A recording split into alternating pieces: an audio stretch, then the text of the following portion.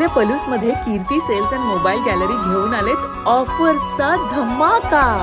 कोणत्याही कंपनीचा मोबाईल खरेदी करा आणि मिळवा आकर्षक गिफ्ट। शिवाय सर्व कंपन्यांचा फायनान्स व कॅशबॅक ऑफर। सर्व नामांकित कंपन्यांचे मोबाईल व ॲक्सेसरीज मिळवण्याचे एकमेव ठिकाण Kirti sales and mobile gallery, Meenakshi Chitramandir समोर, कराड तासगाव रोड, पलूस। प्रोप्रायटर कुलभूषण शीतल सावळवाडे।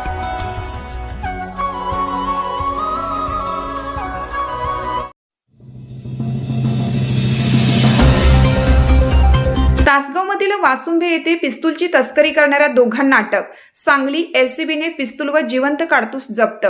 वासुंबे तालुका तासगाव येथे पिस्तूलची तस्करी करण्याच्या प्रयत्नात असणाऱ्या दोघांना स्थानिक गुन्हे अन्वेषणने अटक केली। मार्तंड विठ्ठल पवार वय 34 आणि सागर दीपक भोरे वय 33, दोघे राहणार मतकुणकी तालुका तासगाव अशी त्यांची नावे आहेत।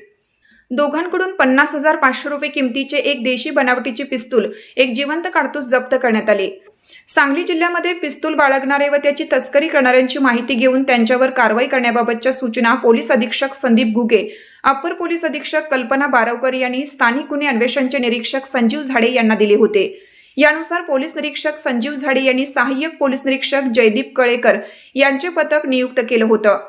सहाय्यक पोलीस निरीक्षक जयदीप कळेकर हे पिस्तूल तस्करीबाबत माहिती घेत असताना तासगाव तालुक्यातील मतकुणकी येथील दोघांकडे विनापरवाना पिस्तूल आहे, त्याची तस्करी करण्यासाठी ते दोघे वासुंबे गावाजवळ येणार असल्याची माहिती कळेकर यांच्या पथकास मिळाली। त्यानुसार सहाय्यक निरीक्षक जयदीप कळेकर यांच्या पथकाने सापळा लावला। यावेळी वासुंबे फाटा ते वासुंबे या गावादरम्यान असणाऱ्या एका अंगणवाडीजवळ मार्तंड पवार आणि सागर भोरे हे दोघे थांबले असल्याची निदर्शनास आले। पथकाने तातडीने छापा टाकून त्यांना ताब्यात घेतलं। त्यांची झडती घेतली असता त्यांच्याजवळ देशी बनावटीचे पिस्तूल व जिवंत काडतूस मिळून आले।